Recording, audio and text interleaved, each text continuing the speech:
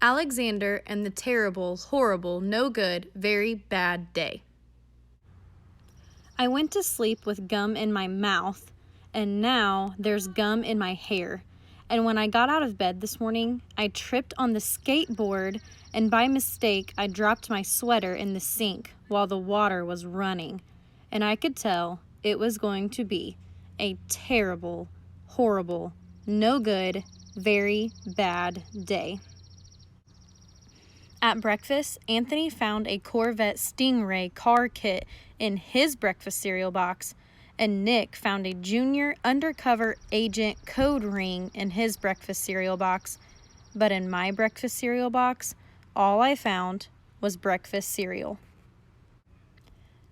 I think I'll move to Australia.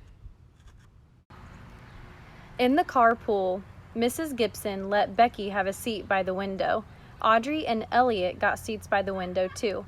I said I was being scrunched. I said I was being smushed. I said, if I don't get a seat by the window, I am going to be carsick. No one even answered. I could tell it was going to be a terrible, horrible, no good, very bad day. At school, Mrs. Dickens liked Paul's picture of the sailboat better than my picture of the invisible castle. At singing time, she said I sang too loud. At counting time, she said I left out 16. Who needs 16?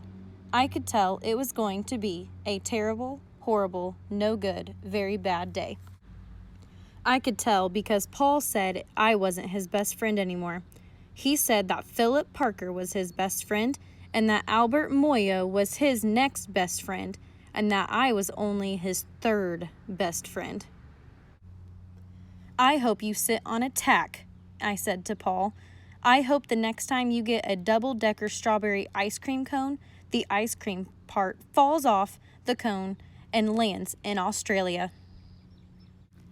There were 2 cupcakes in Philip Parker's lunch bag, and Albert got a Hershey bar with almonds, and Paul's mother gave him a piece of jelly roll that had little coconut sprinkles on the top.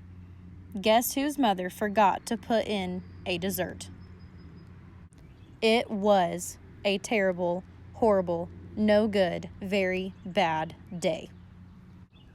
That's what it was, because after school, my mom took us all to the dentist and Dr. Fields found a cavity just in me. Come back next week and I'll fix it, said Dr. Fields. Next week? I said, I'm going to Australia. On the way downstairs, the elevator door closed on my foot, and while we were waiting for my mom to go get the car, Anthony made me fall where it was muddy. And then when I started crying because of the mud, Nick said I was a crybaby. And while I was punching Nick for saying crybaby, my mom came back with the car and scolded me for being muddy and fighting. I am having a terrible, horrible, no good, very bad day. I told everybody. No one even answered. So then, we went to the shoe store to buy some sneakers. Anthony chose white ones with blue stripes. Nick chose red ones with white stripes. I chose blue ones with red stripes. But then the shoe man said, we're all sold out. They made me buy plain old white ones. But they can't make me wear them.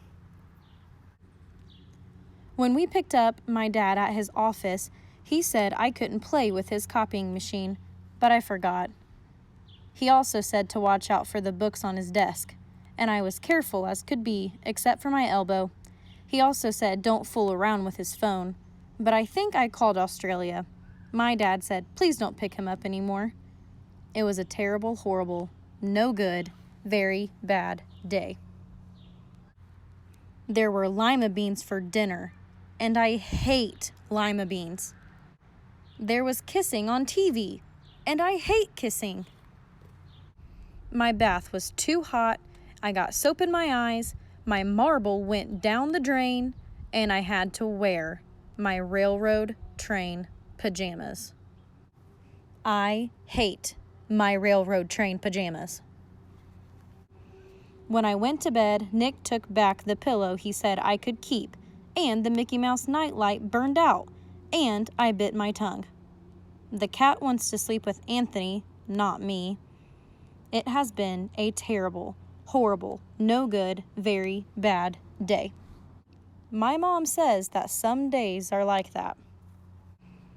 Even in Australia.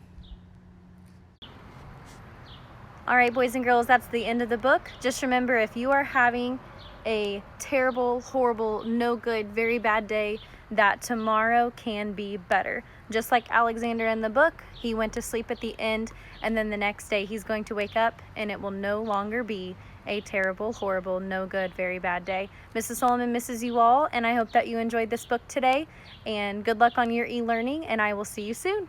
Bye.